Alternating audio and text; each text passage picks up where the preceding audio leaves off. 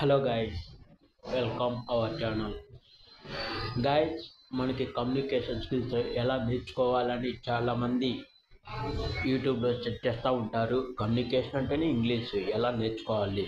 So మనం daily ఒక ten ten words అంటే పది పదాలు నేర్చుకుంటే మనం ఒక నెలలోనే ఇంగ్లీష్ అనేది కమ్యూనికేషన్ అనేది నేర్చుకోవచ్చని నేను చెప్తున్నాను.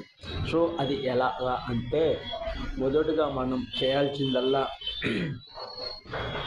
ఏదన్నా ఒక 10 వర్డ్స్ని ఒక వైట్ పేపర్ మీద రాసుకోవడం అనమాట. అంటే come here, go there, I will call later, I will call back, I will come, I will not come, ఇలా ఒక 10 వర్డ్స్ని ఒక వైట్ పేపర్ మీద రాసుకోవాలి.